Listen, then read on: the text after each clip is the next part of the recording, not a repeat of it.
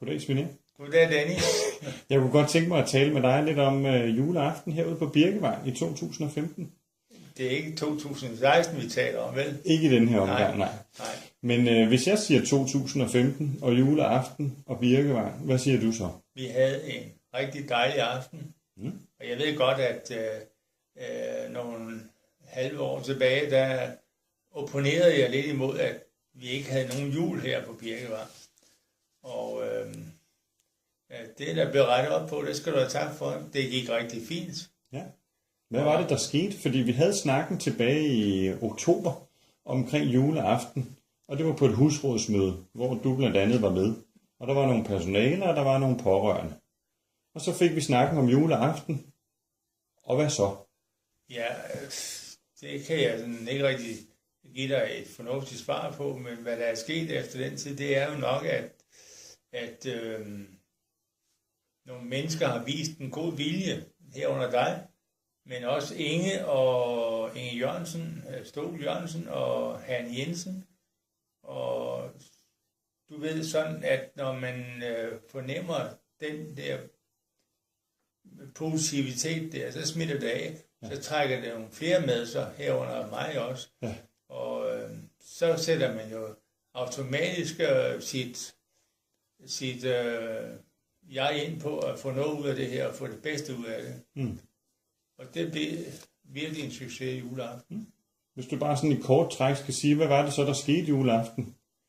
Ja, vi startede med at mødes over i festsalen. Og jeg havde en aftale med Henry. Han plejer kun at komme her til centret, når han skal have mad, og kl. 12 middag. Men vi havde, efter vi havde aftalt, så kunne Henry komme med, selvom ikke han var med i flokken her. Der kunne komme, der var en mere med, jeg kan ikke huske, hvad han hedder. Men der var i hvert fald et par stykker med, som havde en rigtig dejlig aften med det. Med gaver, og med grødvin, og med... De trak helt selskab, de to, de er ikke vant til at komme i byen. Det kunne man mærke helt meget hjemme. Ja. Og det forstærker hele tiden. Vi skal have en rigtig god aften med det.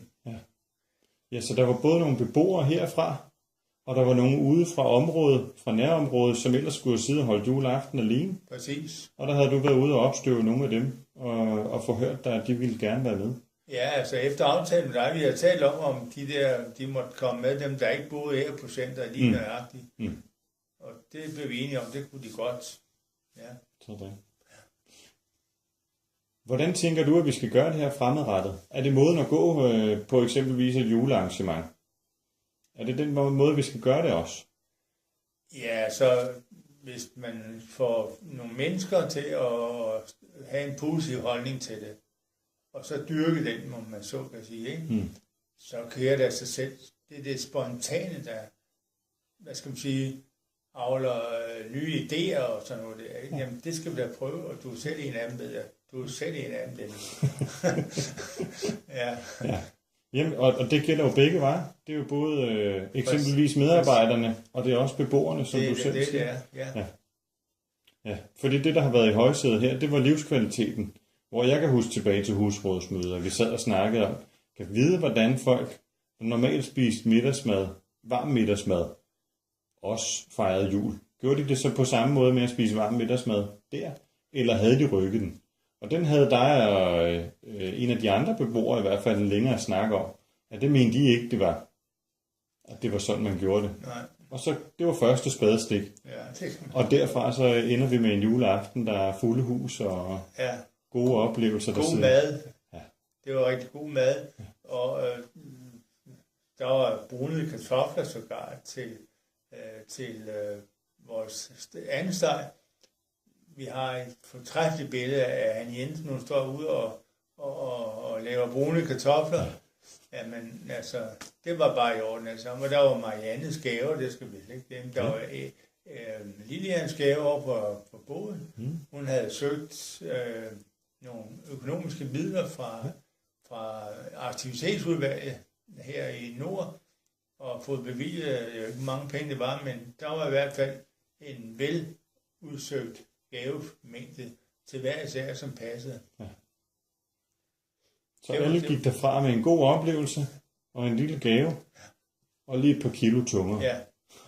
Og jeg havde sådan som sikkerheden, det ved du, købt 3 gange 3 nogle appelsinposer med appelsiner, gode saftige appelsiner i. Ja.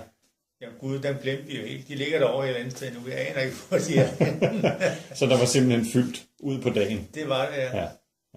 Og det, der også lige skal nævnes, det er den musik, hvor vi har talt sammen om, at spille noget julemusik sammen på YouTube. Selvfølgelig.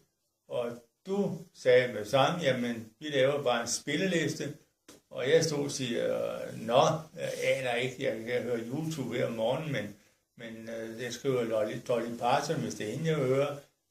Du smækkede lige sådan en spilleliste sammen, og den kørte derovre hele aften. Stille musik, vi kunne tale sammen, og hvis vi ville synge en af sangene, så kunne vi finde den på spillelisten. Det gik perfekt. Sådan. Jeg har ikke så meget mere. Er der noget vigtigt for dig at få med i den her del? Nej, altså det er der ikke, men jeg ved jo, vi har talt om, at vi kunne måske gentage succesen, lad os sige til Sankt Hans aften,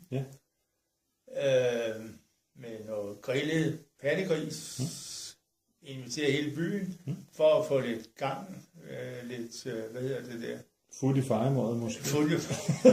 Nej, du plejer at sige, få det metropol ind over det. Ja. Det er rigtigt. Birkevang skulle være metropolen herude i Herlufsholm. Ja, det kunne være dejligt. Altså, jeg forestiller mig jo ind, at solen skinner, og der er 100 mennesker oppe ved springvandet, og der står en professionel slagter og griller en velsmagende gris til os. Og det er både beboere og nærmiljøet, der deltager. Det er hele byen, der skal have en omgang. Sådan. Ja, de skal selvfølgelig betale for det, alle sammen. Selvfølgelig. Ja. Men det er planen. Det er planen. Altså, det hvad skal vi sige, hvad hedder det, når det er det første af et eller andet sæt? Ja. Et sted skal man have springet ud fra, ikke?